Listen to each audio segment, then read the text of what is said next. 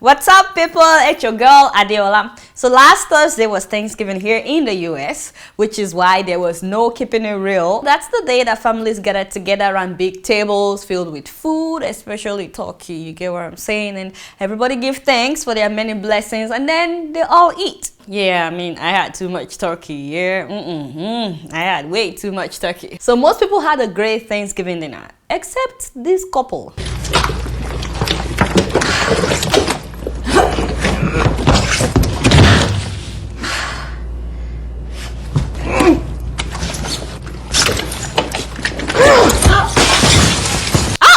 I can't imagine what the guy would say at the hospital, you know, poor guy. If they ask him what happened to your head now.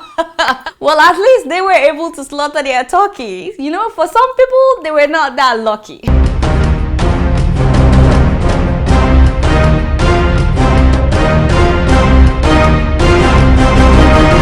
Yep, I know, right? Anyway, the day after Thanksgiving is known as Black Friday, and that is when you get the biggest sales of the year here in America. Now, a lot of people get crazy that day, you know what I'm saying? Because they shove each other. In fact, some people brought out guns. Well, yeah, this is why some people call it American insanity at its best.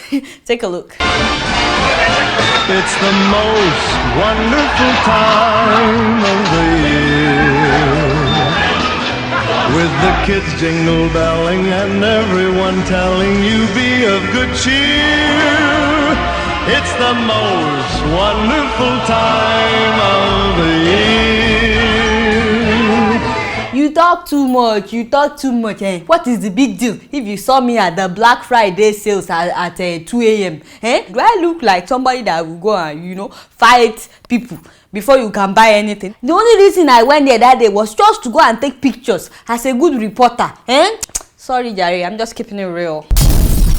So for the past 2 weeks, so many of my Nigerian friends have been coming out of the closet, revealing their true identity. Hey, I'm not saying that they are gay. That is not what I mean. I mean, they are revealing their true states of origin. Imagine, I'll be doing my work, JJ, and somebody will just call me, Adeola, baby. Hey, what's up, mama? Do you know I'm from Kwara State? I said, hey. Me, I was shocked too, because these people, they've always claimed to be from Lagos. I said, why are you suddenly from Kwara State? Why were you lying to me now? And then they tell me, oh girl, if people know that I'm from Quora, they would think that we are all slaves of Turaki. I mean the Saraki of Ilorin. But the man passed away like 2 weeks ago. I said, Kai, hey, Kai. He was such a good man, you know, at least everything that I know about him. I said, Kai, you won't believe it. My friend Tunji was so pissed off. He was like, Adeola, what do you mean good person? Hey. When this man was the chairman of the Society General Bank, him and his children, they laundered all the money until the EFCC seized the bank's license. He said, Adeola, do you know that Saraki, he was the Baba Isale Gongon, the godfather of Quora politics. This man is the only one that decides who becomes the governor. I looked at him, I said, you must be a liar. I said, Tuji, are you telling me that this man controlled politics in your state? He said, not just that. In 2003, the man brought his son from America. That is Olusola Saraki. Imagine. And he made him the governor. The guy served 2 terms. Nothing happened. He said while the son was governor, the man made his daughter, Gbemisola, a senator. You know, like the father was also a senator in 1979. Yes. I was shocked though, because, you know, I said, did you guys protest? He looked at me like I'm from, you know. I was like, no way. How can father and son and daughter? He said, wait.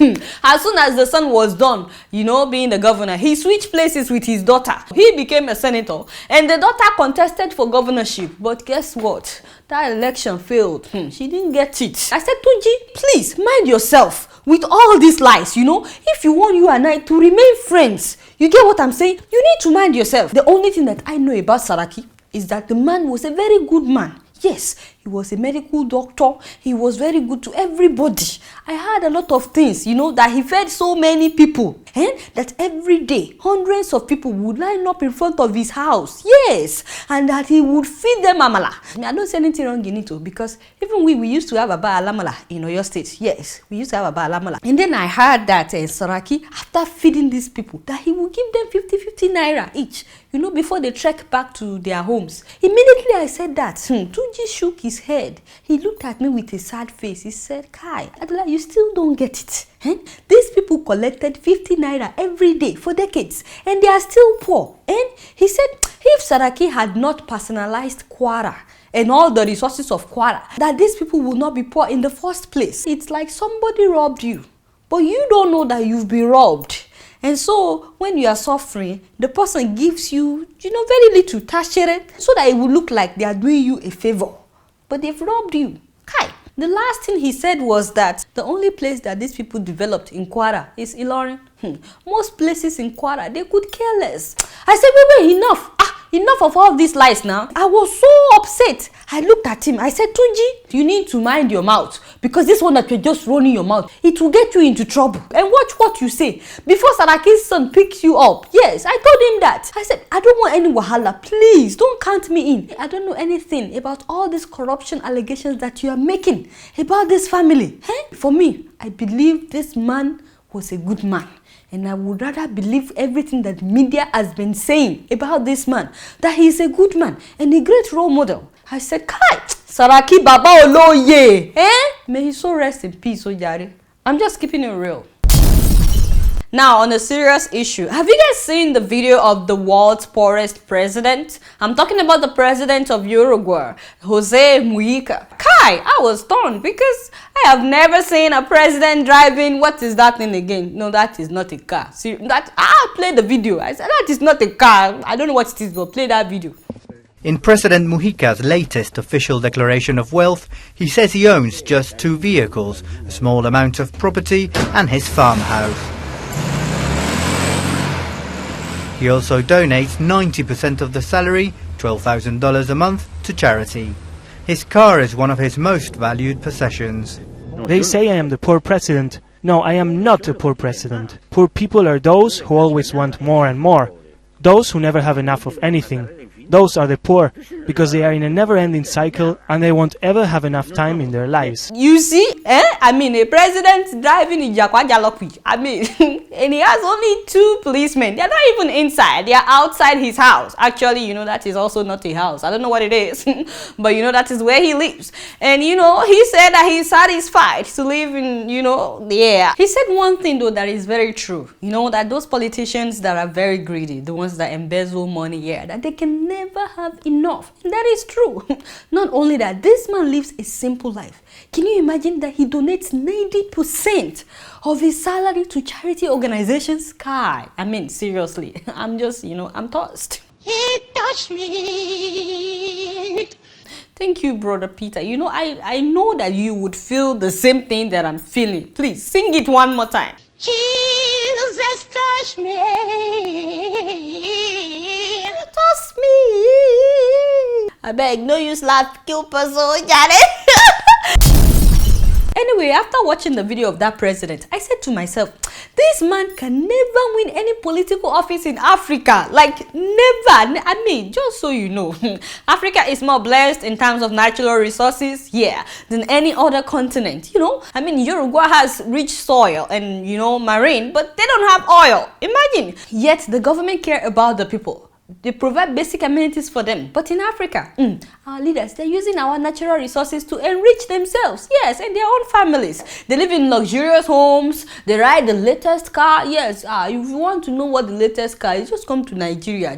Honestly, seriously. They have their own convoy. They fly in private jets with their young virgins. Well, actually, that is a slip of tongue, sorry, but you get the memo. I mean, I don't care the kind of houses that they live in, so long as they serve the people. And that, my people, has been the problem. In fact, there are places in Africa where the president is able to afford multiple wives.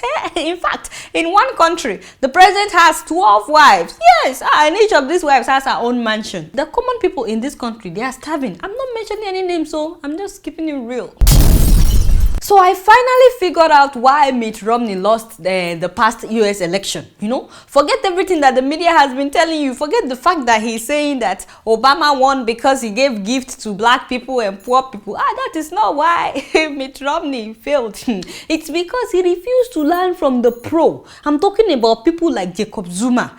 Yes, if he had followed the footsteps of Zuma, he would have won. Zuma was like me, I'm starting my gift distribution with the gods. Just last week, Zuma sacrificed 20 cows. Can you imagine? He sacrificed cows. He literally slaughtered these cows in order to appease his ancestors so that they would make sure that he wins the coming election, the 2014 presidential election in South Africa. I mean, is it possible that he will lose after making that sacrifice? Seriously? Of course not. There is no way he can lose. Because after feeding the gods, yeah, now he will feed the people with the meat. You get what I'm saying? That is what Mitt Romney should have done. He too would have won. I was really surprised though, you know, for Jacob Zuma. I was like, how can you be educated and still be illiterate at the same time? Making sacrifices that people can vote for you? Seriously? I mean, does he like have the whole of South Africa under a spell? Sorry. You know, this man had priests in his compound appeasing the gods. I mean, the ancestors. I mean, is there a difference? Yeah, whatever. I don't know. But you know, they were appeasing all the gods and the ancestors just to make sure that his enemies fail. I was like, he got enemies? What I don't understand is why African gods are still asking for beef meat. And when would they start asking their worshippers, you know, to bring in corrupt politicians to use as sacrifice? I mean, that would have been killing two birds with one stone. Can you play that video of the ritual, the Jacob Zuma ritual? Seriously,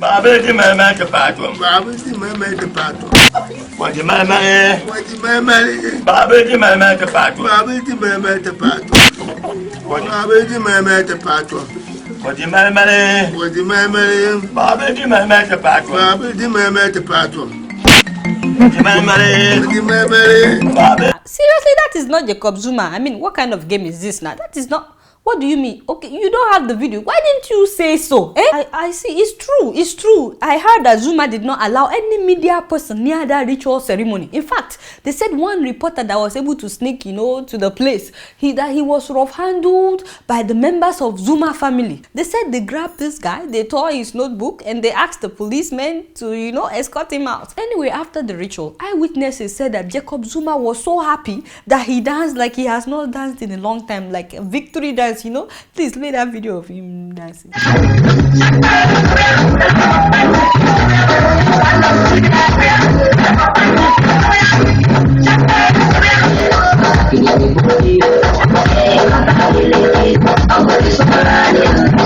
Seriously, cut it out, cut it out. That is not Jacob Zuma and you can't fool anybody. Yeah, just cut it out. Please don't worry, my people. Yes, I have a video of Jacob Zuma that you will love. Yes, it's a TV commercial which he recently banned in South Africa. Yes, don't ask me why. Just take a look. Oh, Zuzulicious, silly fish and chips like a shaba today. There is a lot of good food here. It is from the fish and chip company. Nibanini like at only 25 land. Even Plavin will approve this. It's up to Shaba's egg and chips from the fish and chip company. Hot and uncuttable for only 25 francs. Hey, I'm just keeping it real. You know, I respect Nigerian ministers, especially the Minister of Information. Yes, Mr. Labaran Maku. Wow, girl, you did now. Yes. Some people think that this man lies. I tell them it is not a lie. If you are doing your job, you get what I'm saying? Anyway, he's been doing this good governance tour thing for quite some time now. He goes from state to state in Nigeria. He talks about all the good things that the president is doing, except that he doesn't go to the places where Boko Haram is bombing people. Yes, and I'm sure you can understand that. Yeah. Although I think it's funny that they need to do this tour, you know. Yeah, totally unnecessary. So Mr. Labaran Maku visited the light rail that they are constructing in Abuja. And while he was addressing the people, he had a special message for journalists. The press, every day Boko Haram, every day Boko Haram. You know, I said let's report development. Even in war, and we're not in war, work is going on, marriages are taking place, famine is taking place. So I hope that as we continue on this job of seeing what President Goodluck Jonathan is doing to give Nigeria a new look, to lessen the burden of Nigerians, you can see the transformation trend is firmly on track. In other words, journalists should stop reporting how innocent people are killed every day by Boko Haram. Seriously. We should start reporting weddings.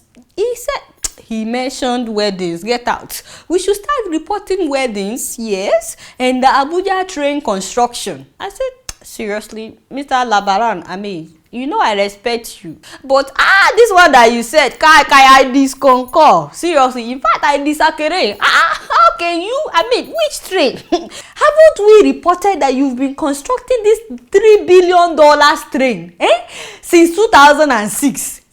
3 billion since 2006. We've been reporting. Yes, that thing is 3 billion. Can you believe that we are paying $3 billion for that crap? I mean, that train. Excuse me.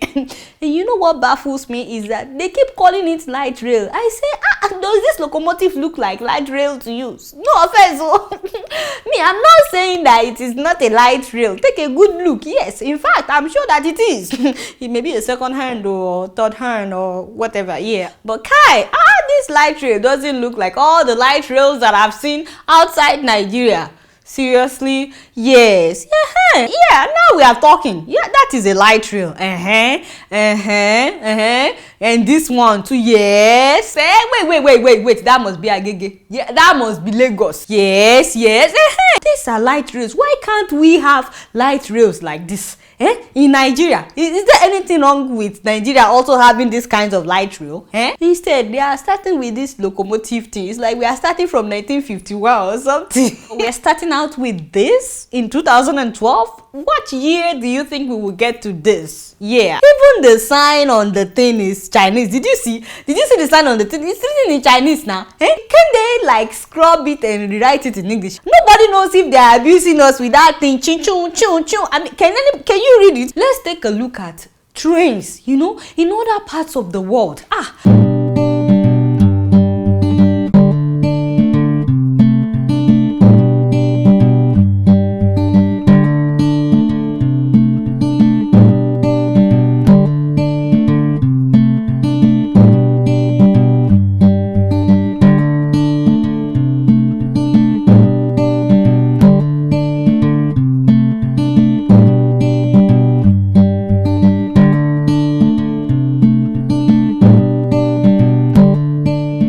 I need to say more, I'm just keeping it real. Before I leave today, I want you guys to see a little bit of Uruguay. I mean, I know it's not an African country, but this is the country where the president has chosen not to live a luxurious life. Given that with 90% of his salary, yet they've provided the basic amenities, for their people. I think we can learn one or two things, from these people. Just take a look.